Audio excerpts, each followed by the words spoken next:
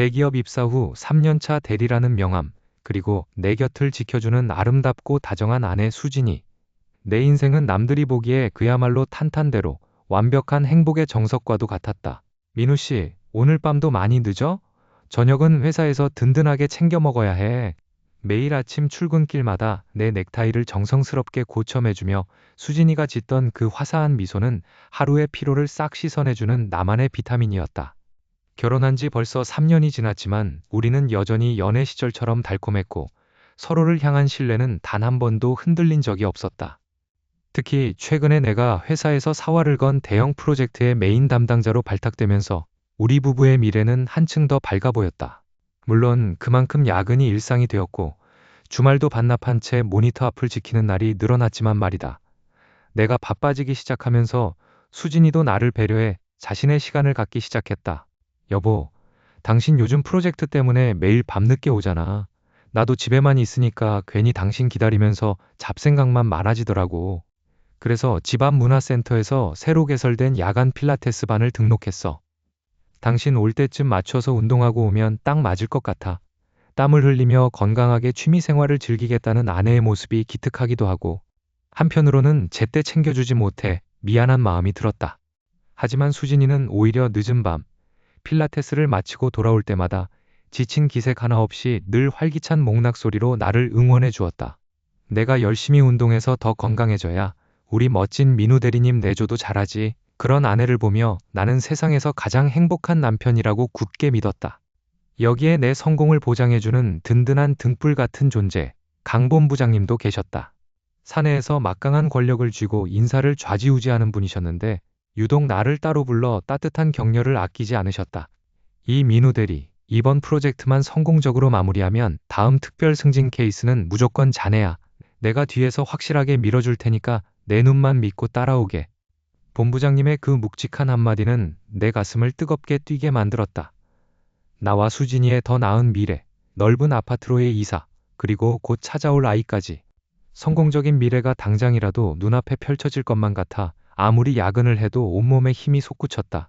본부장님처럼 멋진 상사를 만난 것도, 나를 믿어주는 아내를 둔 것도 모두 내가 전생에 나라를 구한 덕분이라 생각했다. 그날도 여느 때와 다름없이 자정이 다 되어서야 집 문을 열었다. 여보, 나왔어. 집안에는 은은한 디퓨저 향기와 함께 따뜻한 온기가 감돌고 있었다. 수진이는 막 야간 필라테스를 끝내고 돌아와 땀을 씻어내려는 듯 화장실에서 샤워기를 틀어놓은 상태였다. 쏴 하는 시원한 물줄기 소리가 드레스룸까지 흘러들었다. 가방을 내려놓고 옷을 갈아입기 위해 드레스룸으로 들어선 나는 수진이가 입고 벗어놓은 운동복을 정리해주려다 발끝에 툭 걸리는 무언가를 느꼈다. 수진이의 옷장 서랍이 평소와 다르게 아주 미세하게 열려 있었던 것이다. 성격상 늘 깔끔하게 문을 닫아두는 아내였기에 호기심에 슬쩍 서랍을 완전히 열어보았다. 그리고 그 안쪽, 깊숙이 숨겨진 두꺼운 겨울옷가지들 사이를 헤집는 순간이었다. 징잉, 징잉. 하지만 늦은 밤, 수진이가 샤워하러 간 사이 그녀의 옷장 서랍 깊은 곳에서 단 한 번도 본 적 없는 구형 폴더폰이 요란하게 울리기 시작한다.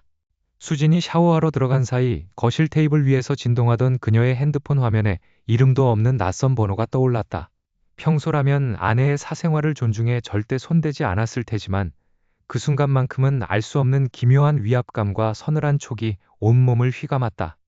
나도 모르게 홀린 듯 발걸음을 옮겨 핸드폰을 집어들었다. 마른 침을 삼키며 통화 버튼을 누르고 귀에 대었지만 입이 떨어지지 않아 아무 말도 하지 못했다. 자기야, 왜 이렇게 전화를 늦게 받아? 수화기 너머에서 들려온 것은 낮고 걸걸한 연륜이 느껴지는 어떤 중년 남성의 목소리였다. 순간 심장이 쿵 하고 바닥으로 떨어지는 기분이 들었다. 잘못 걸려온 전화라고 치부하기엔 남자의 입에서 나온 단어들이 너무나 구체적이고 자연스러웠다. 민우 녀석 다음 주에도 계속 야근이지? 인사평가 시즌이라 정신없을 테니까 걱정하지 마. 지난번에 갔던 그 교회 호텔 있잖아. 거기 분위기 좋았지? 이번 주말에 거기로 새로 예약해뒀으니까 시간 비워둬. 맛있는 거 먹고 푹 쉬다 오자고. 남자는 수진이 대답하지 않는데도 혼자서 익숙하다는 듯 말을 이어갔다. 민우 녀석, 내 이름이 그 낯선 남자의 입에서 너무나 쉽게 흘러나왔다. 내 야근 일정은 물론이고 나와 내 아내의 삶 깊숙한 곳까지 전부 들여다보고 있는 듯한 소름 끼치는 대화였다. 교회 호텔이라니? 수진이는 지난 주말에 친정엄마를 보러 지방에 내려간다고 했었다. 머릿속이 하얗게 번지며 거대한 해머로 뒤통수를 엇맞은 것 같은 충격이 엄습했다. 손이 눈에 띄게 부들부들 떨렸고 숨이 턱 막혀서 단 한마디의 반박도 질문도 나오지 않았다. 내가 아무 말이 없자 수화기 건너편의 남자는 뒤늦게 이상함을 감지했는지 여보세요? 자기야? 왜 말이 없어? 라며 다급하게 물어왔다. 나는 비참함과 공포가 뒤섞인 채 홀린 듯 전화를 뚝 끊어버렸다. 차가운 거실 한복판에 멍하니 서 있는데 이윽고 욕실 문이 열리고 촉촉하게 젖은 머리를 수건으로 털며 수진이가 걸어 나왔다.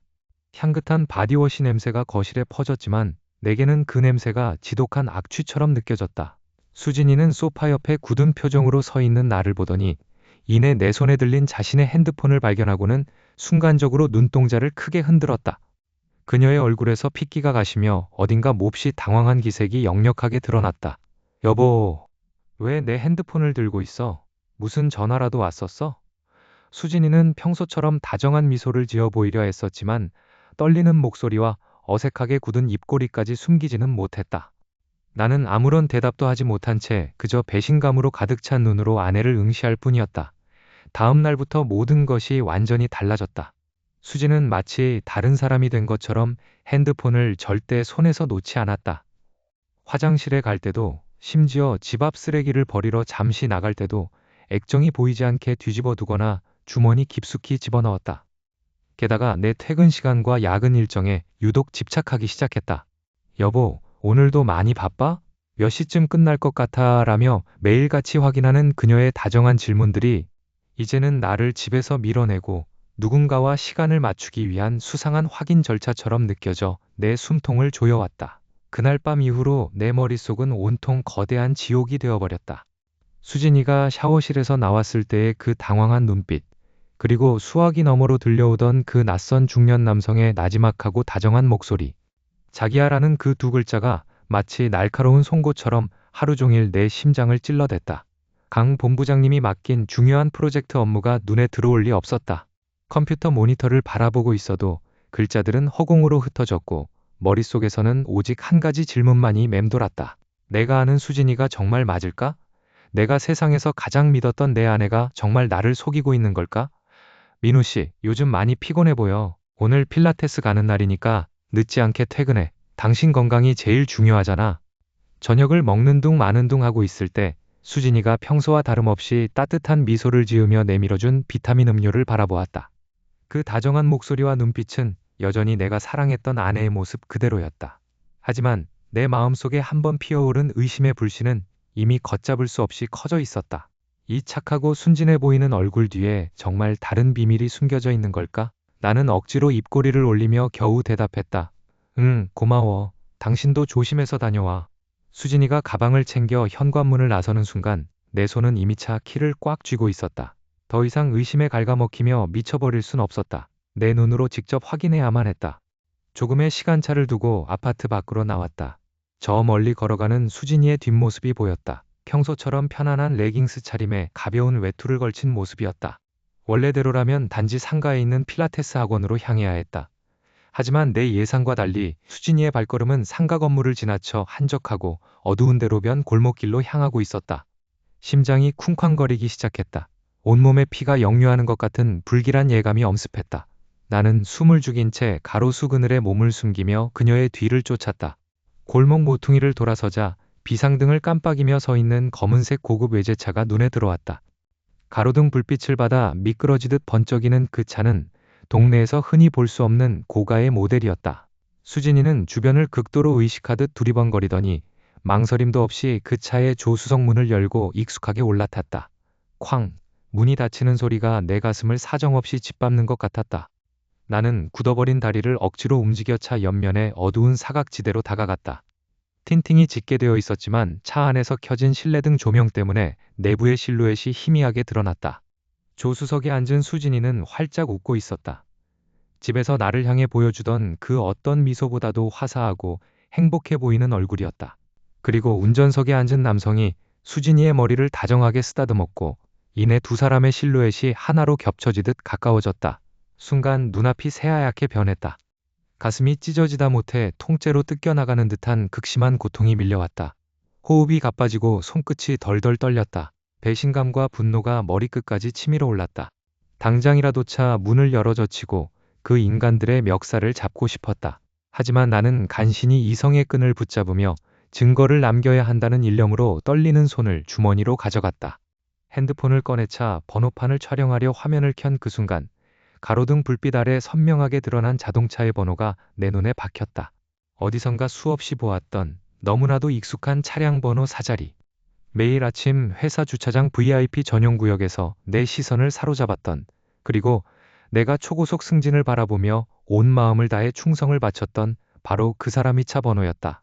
심장이 덜컥 내려앉으며 온몸의 감각이 마비되어 갔다. 그날 밤 나는 한숨도 잘 수 없었다. 눈을 감으면 어둠 속에서 수진이가 그 낯선 외제차에 올라타 환하게 웃던 실루엣이 유령처럼 아른거렸기 때문이다. 심장이 쿵쾅거려 가슴이 터질 것만 같았다. 수진이는 평소와 다름없이 내 퇴근 시간에 맞춰 따뜻한 찌개를 끓여놓고 나를 맞이했지만 그녀의 다정한 미소조차 이제는 소름 끼치는 가면처럼 느껴졌다. 어떻게 나한테 이럴 수 있을까? 우리가 함께한 시간이 모두 거짓이었단 말인가? 다음 날 아침, 수진이가 마트에 장을 보러 간 틈을 타 나는 마른 침을 삼키며 안방으로 향했다. 손끝이 덜덜 떨렸다. 지난번 언뜻 보았던 옷장 깊숙한 곳. 수진이가 아끼는 겨울 코트 안쪽 주머니를 필사적으로 뒤지기 시작했다. 손을 더듬거리던 순간 딱딱하고 차가운 기계의 촉감이 손가락 끝에 걸렸다. 숨이 턱 막혔다. 꺼내어 보니 그것은 요즘 세상에 아무도 쓰지 않는 낡은 구형 폴더폰이었다. 스마트폰을 두고 굳이 이런 구형폰을 숨겨두었다는 것 자체가 이미 모든 것을 말해주고 있었다. 화면을 열자마자 비밀번호도 걸려있지 않은 통화 기록과 메시지함이 눈에 들어왔다. 손가락을 벌벌 떨며 버튼을 눌렀다. 그 안에는 차마 눈을 두고 볼 수 없을 정도로 수많은 통화 내역이 가득했다. 주로 내가 야근을 하던 날이나 주말 출장을 가던 날에 집중되어 있었다. 심지어 지난주 우리가 같이 교회로 드라이브를 가기로 했다가 내 급한 회사 일로 취소되었던 날, 이 폰에는 경기도 외곽의 한 무인 호텔 예약 완료 문자 메시지가 선명하게 찍혀 있었다. 아, 진짜였어. 다 거짓말이었어. 내 입에서 짐승 같은 신음이 새어나왔다. 명백한 외도의 증거를 손에 쥔 순간 온몸이 부르르 떨리며 피가 거꾸로 솟는 기분이었다.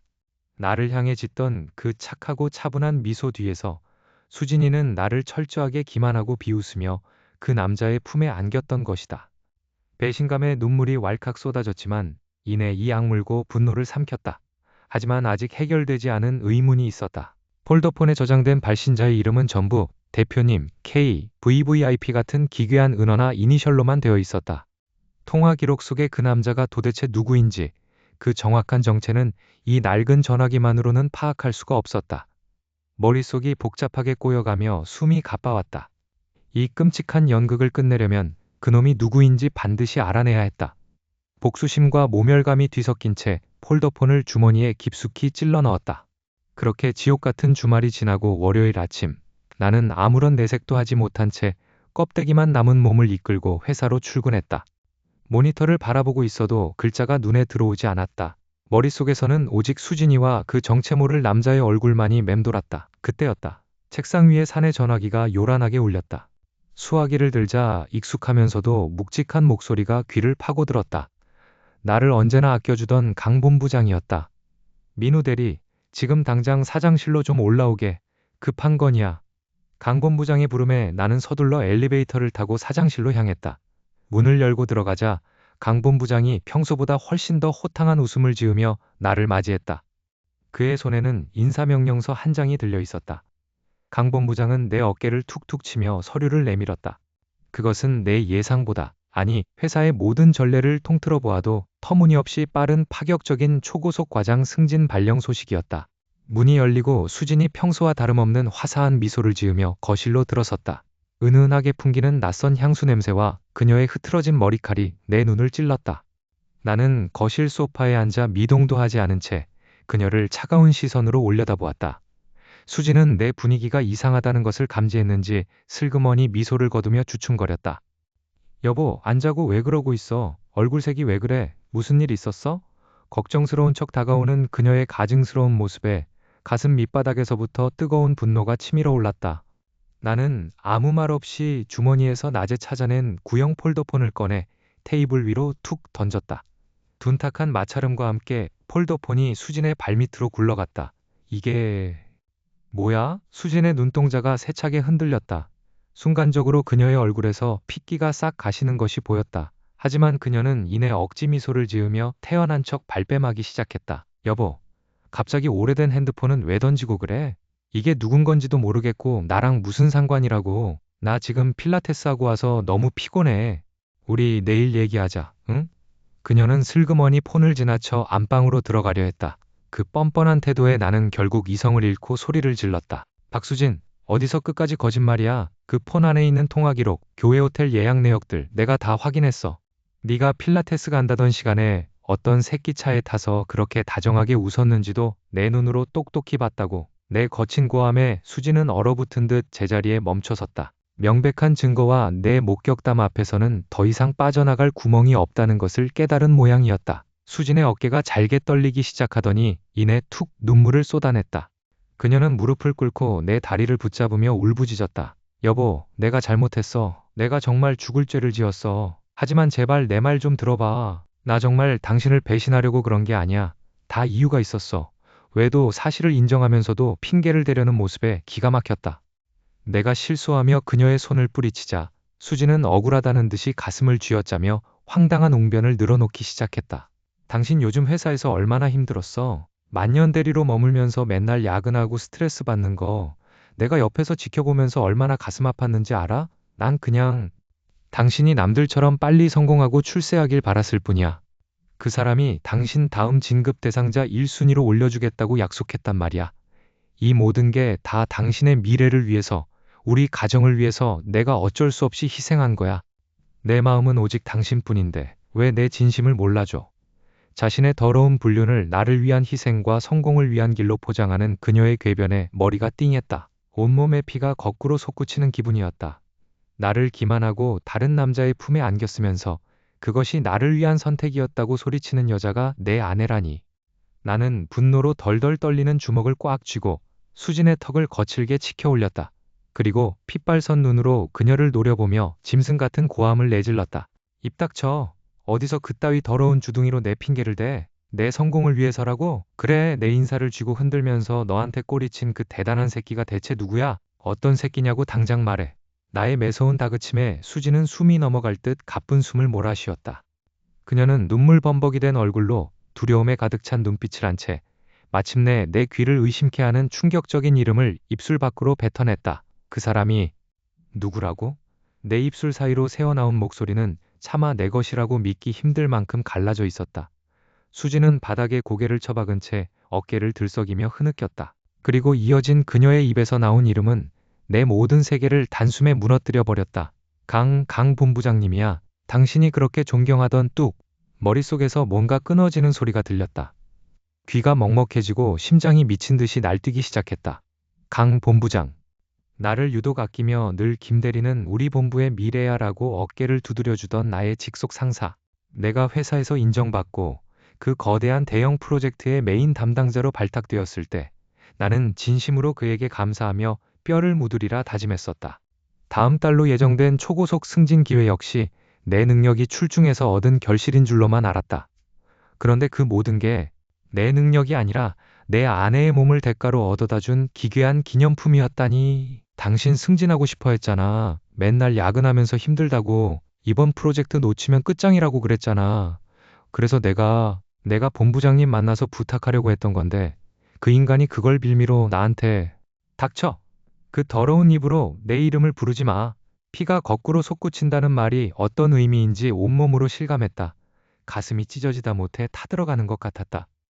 나를 향해 웃어주던 강 본부장의 인자한 얼굴과 밤마다 필라테스를 간다며 예쁘게 차려입고 나가던 수진의 모습이 머릿속에서 엉망으로 뒤섞였다. 내가 회사에서 밤을 새우며 코피를 쏟는 동안 내 상사와 내 아내는 교회의 고급 호텔에서 나를 비웃으며 살을 섞고 있었던 것이다. 내가 이뤄낸 성과라고 믿었던 모든 것들이 사실은 나를 가장 잔인하게 기만하는 조롱거리였다. 비참함과 모욕감에 눈물이 왈칵 쏟아졌다. 손이 덜덜 떨려 주먹조차 제대로 쥐어지지 않았다. 내 모든 커리어와 인생이 통째로 부정당하는 기분이었다. 민우 씨, 미안해. 내가 정말 죽을 죄를 지었어. 당신을 위해서 그랬다는 건 변명이 안 된다는 거 알아. 하지만 제발 나 한 번만 용서해줘. 응? 수지는 거실 바닥에 무릎을 꿇은 채 내 바짓가랑이를 붙잡고 애원했다. 눈물로 범벅이 된 그녀의 얼굴을 바라보며 나는 깊은 환멸을 느꼈다. 저 얼굴로, 저 눈빛으로 나를 속여왔던 것이다. 나는 그녀의 손을 거칠게 뿌리치고 방으로 들어가 문을 걸어 잠갔다. 그날 밤 나는 한숨도 자지 못했다. 어둠 속에서 배신감의 불길이 온몸을 집어삼키는 것을 느끼며 그렇게 꼬박 밤을 지새웠다. 다음 날 아침 핏발선 눈으로 겨우 정신을 수습하고 회사로 출근했다. 당장이라도 사표를 던지고 강 본부장의 멱살을 잡고 싶었지만 법적으로 철저하게 짓밟아 버리기 위해서는 이성적으로 행동해야 했다. 무거운 발걸음으로 사무실에 들어서 내 책상 앞에 다다른 순간 나는 그대로 굳어버릴 수밖에 없었다. 내 책상 위에는 내 허리춤까지 오는 거대하고 화려한 축하 화환이 덩그러니 놓여 있었다. 아직 승진 발표가 나기도 전인데 말이다. 붉은 장미꽃 사이에 꽂힌 리본에는 굵은 글씨로 이렇게 적혀 있었다. 김민우 대리의 눈부신 앞날과 비밀스러운 성공을 축하하며 본부장 강태윤 비밀스러운 성공. 붉은 장미꽃들이 마치 피처럼 붉게 타오르며 나를 비웃고 있는 것 같았다. 강 본부장이 보낸 입을 닥치고 있으라는 무언의 압박이자 기묘한 경고였다. 회사의 공기는 평소와 다름없이 차분하고 건조하게 흘러가고 있었다. 하지만 내 주변의 공기만큼은 숨이 막힐 정도로 무겁고 축축했다. 자리에 앉아 모니터를 바라보고 있었지만 글자들은 눈에 들어오지 않고 머릿속에서는 수진의 고백과 강 본부장의 얼굴이 번갈아가며 나를 괴롭혔다. 내가 이 회사에서 이뤄낸 성과들, 동기들보다 빨랐던 승진의 기회들이 모두 아내를 대가로 얻은 추악한 결과물이었다니. 자괴감에 몸이 부르르 떨리던 순간 메신저가 깜빡였다. 이 민우 대리 잠깐 본부장실로 올라오게. 심장이 쿵쾅거리며 바닥으로 떨어지는 기분이었다. 나는 간신히 침을 삼키고 본부장실의 무거운 문을 열었다. 강 본부장은 평소처럼 고급 가죽 의자에 깊숙이 기대앉아 담배 연기를 내뿜고 있었다. 나를 바라보는 그의 눈빛에는 예전의 인자함 따위는 없었다. 그저 먹이를 노리는 맹수처럼 차갑고 비열한 미소만이 걸려 있을 뿐이었다. 이 대리 요즘 얼굴이 많이 상했어. 무슨 고민이라도 있는 건가? 그가 짐짓 걱정하는 척 물었지만 목소리에는 묘한 가시가 돋쳐 있었다. 내가 아무 말도 하지 못하고 주먹을 쥐고 서 있자 그는 담배를 재떨이에 비벼 끄며 자리에서 일어났다. 그리고 천천히 내 앞으로 걸어와 내 어깨를 툭툭 쳤다. 내가 자네를 왜 그렇게 아꼈는지 잘 알 텐데? 자네 처가 참 현명한 사람이야. 남편의 앞길을 위해서라면 무엇이든 할 준비가 되어 있는 아주 훌륭한 여자더군. 덕분에 자네 커리어도 탄탄대로를 달리고 있고 말이야. 그의 입에서 수진의 이야기가 나오자 피가 거꾸로 솟구쳤다. 당장이라도 그 비열한 얼굴에 주먹을 날리고 싶었지만 내 몸은 얼어붙은 듯 움직이지 않았다. 강 본부장은 내 반응을 즐기듯 귓가에 조용히 속삭였다. 이 대리, 세상은 원래 기브 앤 테이크야. 자네가 지금처럼 조용히 입 닫고 본부장인 나를 잘 보필하면 다음 달 인사이동 때 과장 자리는 따놓은 당상이야. 내가 책임지고 이 업계에서 가장 높은 곳까지 끌어올려주지. 하지만 그가 갑자기 내 넥타이를 거칠게 잡아당기며 눈을 부릅떴다. 만약 쓸데없는 짓을 하거나 이 일을 밖으로 터뜨린다면 자네는 이 바닥에서 매장당할 줄 알아. 대기업 인사권이 내 손에 있어. 자네뿐만 아니라 자네 가족들까지 평생 빛도 못 보게 만들어버릴 테니까. 내 말이 무슨 뜻인지 알아들었겠지? 숨이 막혔다. 권력이라는 거대한 벽 앞에서 내가 할 수 있는 것은 아무것도 없다는 무력감이 온몸을 지배했다. 겨우 본부장실을 빠져나와 어떻게 퇴근했는지도 모른 채 집으로 돌아왔다. 문을 열자마자 거실에는 불도 켜지 않은 채 수진이 앉아 있었다. 그녀는 내가 들어오자마자 내 바지춤을 붙잡고 매달리며 소리쳤다. 민우 씨, 제발 내 말 들어. 본부장님이 낮에 전화하셨어. 당신이 다 눈치챈 것 같다고. 민우 씨, 우리 그냥 이번 한 번만 눈 감자, 응? 이게 다 당신을 위한 일이었어. 당신 이번에 과장 달고 나면 우리 더 좋은 아파트로 이사가고 행복하게 살 수 있잖아. 제발 가정을 지켜줘. 당신 승진 받아들이고 그냥 모른 척 지나가면 되잖아. 눈물 범벅이 된 얼굴로 궤변을 늘어놓는 수진을 보며 나는 깊은 환멸을 느꼈다. 회사에서는 상사가 내 목을 죄어오고 집에서는 아내가 내 가슴에 대고 비수를 꽂고 있었다. 사방이 꽉 막힌 거대한 감옥에 갇힌 것만 같았다.